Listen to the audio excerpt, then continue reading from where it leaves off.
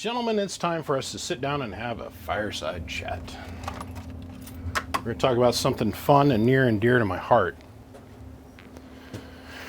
When I was a young man, back when we were figuring out how the wheel was round and, the sky was blue and how moving air over a wing would make you fly, I was hanging around with people that I thought knew more than me, and they did in certain aspects, but they had this soldering iron.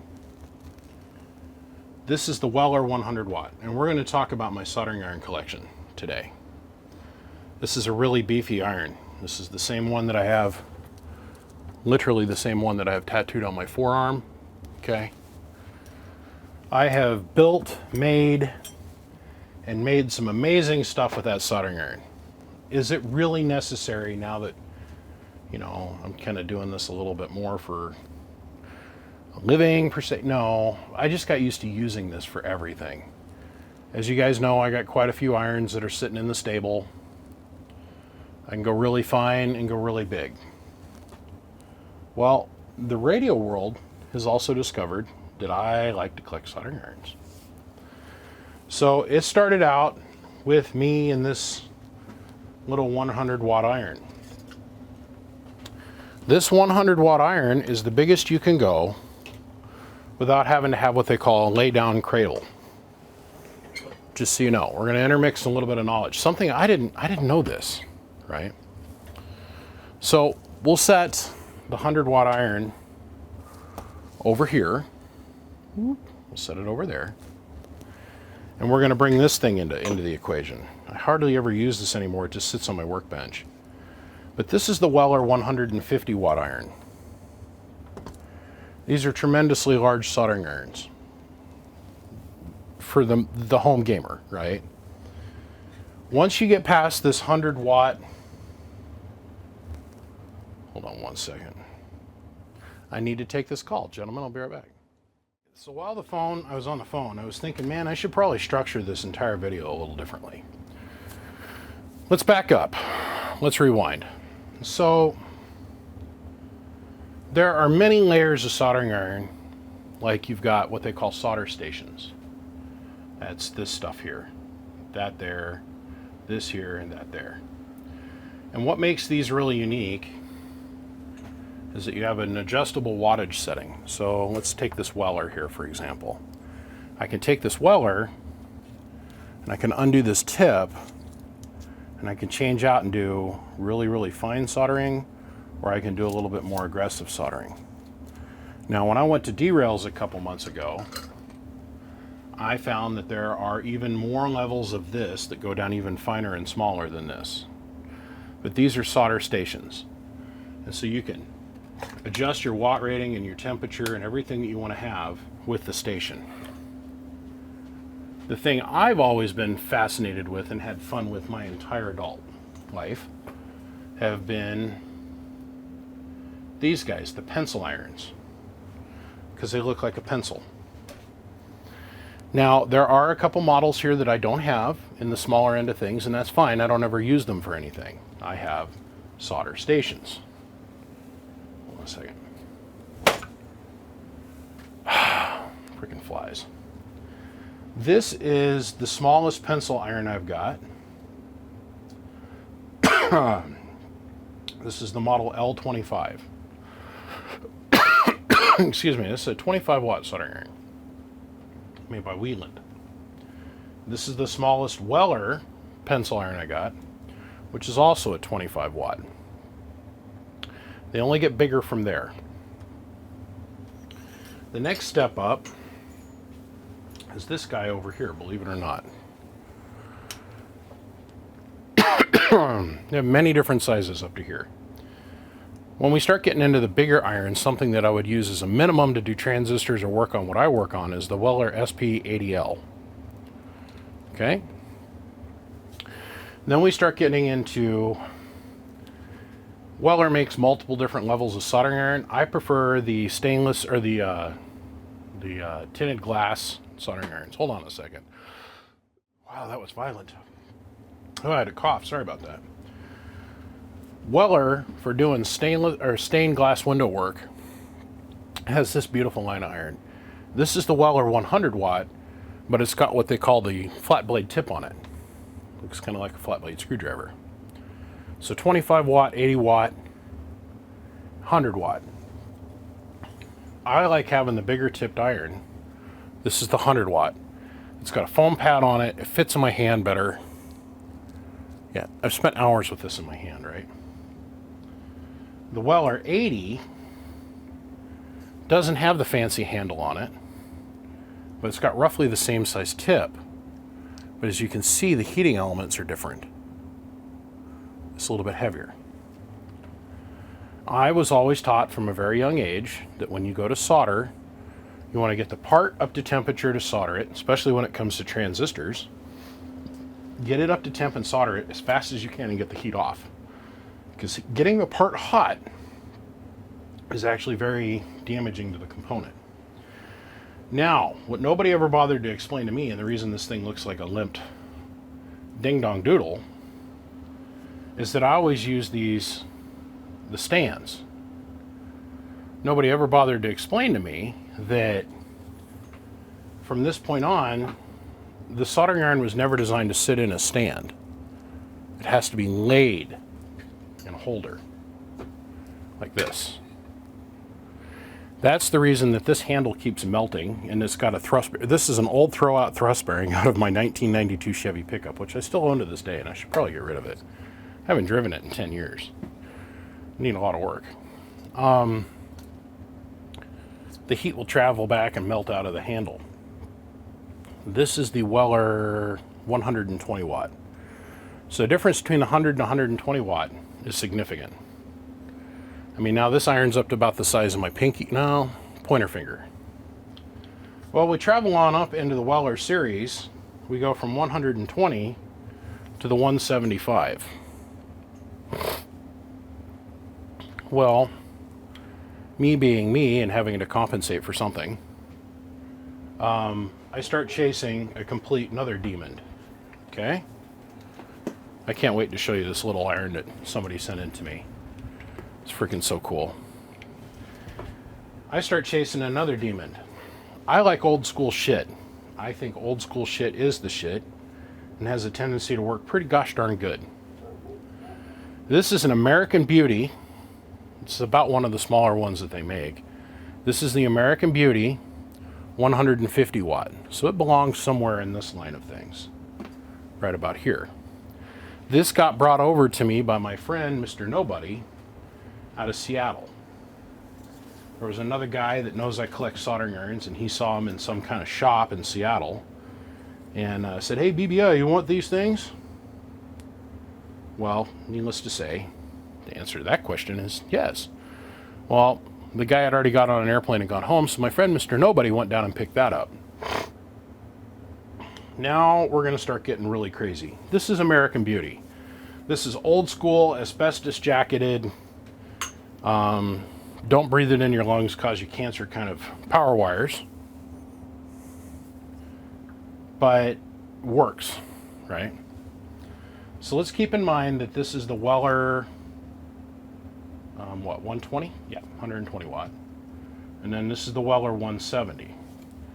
This is the entrance line to the big boys. This is the Weller, or the American Beauty 200 watt. I think this is fun.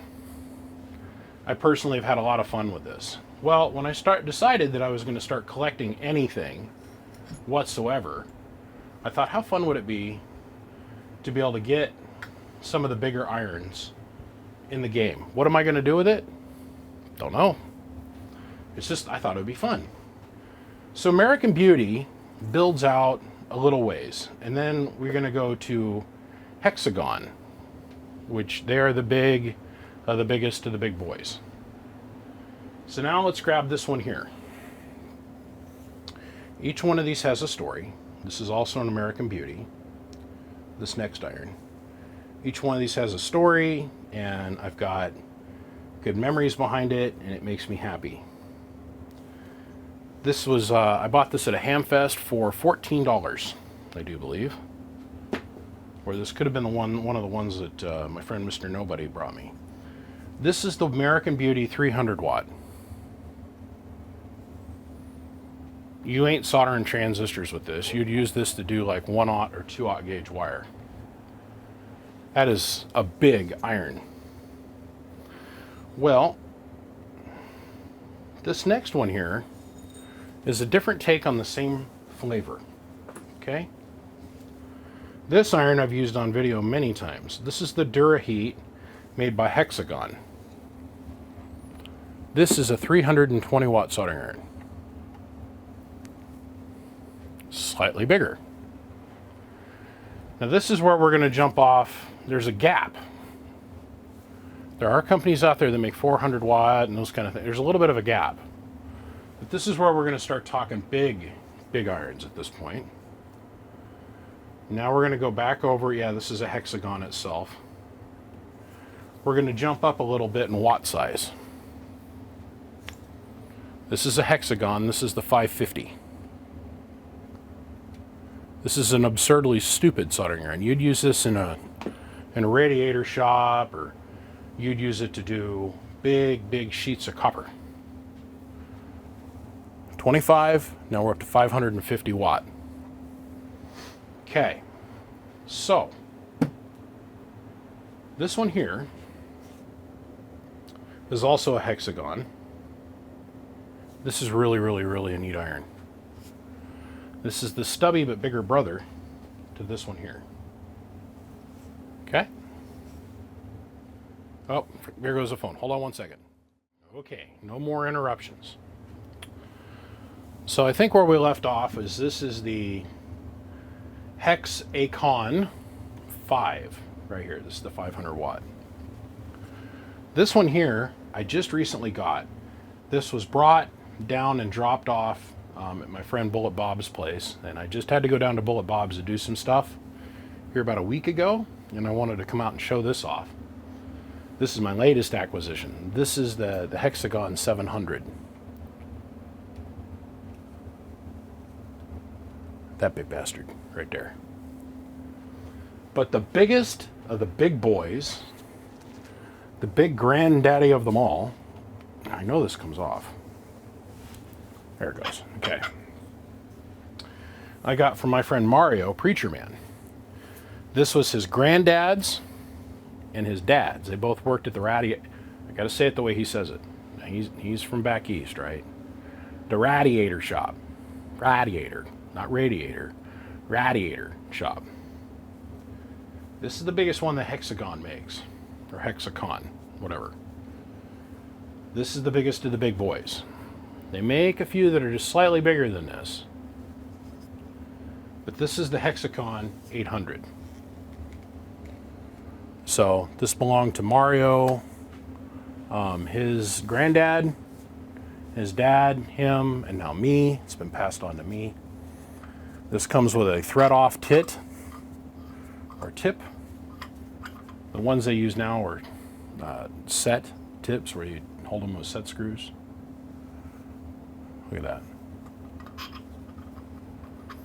I mean, that reminds me of a horse. It's like a baby holding an apple, man. All of these work, and I've used all of these one way or another, but this is just absurd. The next ones that I'm hunting for is the 1200 watt, and there's a 1400 watt iron, but I, for the life of me, cannot figure out what I would actually use these for. These get so hot, even when I'm doing like 4/0 gauge wire, not 1/0, not 2/0, but 4/0. First off, they take about an hour to get hot, to get up to temp. Then you got to clean and prep, and then as soon as you apply solder, we're using, I've used this once, and I used a solder bar, because I was literally wrapping solder together till it was as big as my pinky, and I would literally lay that against the wire and went, and it was done. It was 4/0 was instantly soldered. I'm excited. I've got guys all the time now calling and telling me, hey, I found a new iron. I found this in this one collector's shop or whatever, and yeah, it's fun. I have no more use for these. This about here is where I'm done, right? For the most part, this and down. This up here, this is just because I wanted to have the biggest of the big. And I saw this one here, on Facebook. Mario pointed this out to me, and I happen to have one of his amplifiers here. And as part of the thank you gift, he sent me this. And the gentleman that dropped this off for me at Bob's, I appreciate you. And the gentleman I got this one from, I appreciate you. I bought this one. This one I think came with my friend Mr. Nobody, who also picked up this one. I bought this one at a Hamfest. I bought this one probably 10 years ago. I bought this one probably 11, 12 years ago. I've had dozens of these. I go through about 2 or 3 of these a year. This I've had forever as a backup to this. Back when I was poor, I bought one of these, and then this is like way cheaper, this iron here. These two I've had forever, but really one of the coolest ones that I've gotten so far as a gift is this one here. This is made by the WEN. This is a 75 watt iron. It's a 0.45 amps, 60 cycle, 120 volt only, 45 caliber service revolver, 75 watt soldering iron. And yeah, it's got a trigger on it. Oh, looking down the barrel of the trigger. This thing works. This is really cool. This was sent in by one of my friends off Facebook. So, I collect these, yes, but just because it's a big iron, before you go and purchase it or whatever, take a picture and hit me up and I'll let you know if I've already got it or not. But this is just something fun. I thought you guys would get a kick out of it. From this point forward on, for general knowledge, keep in mind you've got to have either a tray like this, which works great until you get up to this size iron. Then you got to go to a saddle like that for these things to lay in, because they are so heavy. I mean, they're heavy. This is the biggest of the big irons that you can buy here. There's only 2 others that are bigger than this. I've only seen them referred to on a couple different web pages, but I've got every other American Beauty that there is. I've got 2 different kinds of American Beauty solder pots. I got most of the big Weller soldering irons. I'm not interested in spending more money with Weller. I'm collecting these for the novelty factor, right? Gentlemen, I want to say thanks for viewing. Thanks for following along. If you've ever learned anything from the YouTube channel, take a minute, come down here, come join us on Patreon. I got stuff like this going on all the time. Always doing something fun. I try to put a post up there every day. Of course, you get access to all the content 24 or 48 hours before the guys on YouTube get it. There's a bunch of behind the scenes content that the guys on Facebook and of course you guys on YouTube never see. Big thanks to every single one of you guys. Oh, brand new YouTube video just got done editing. It's time to go throw that thing on to the web. Shout out to Penta, XS, Siglant, MechMan, Matchlet, Bird, Coaxial Dynamics. And a big shout out and thanks to all of you. I'll see you, gentlemen. Soldering iron collection update in the books. Click, click.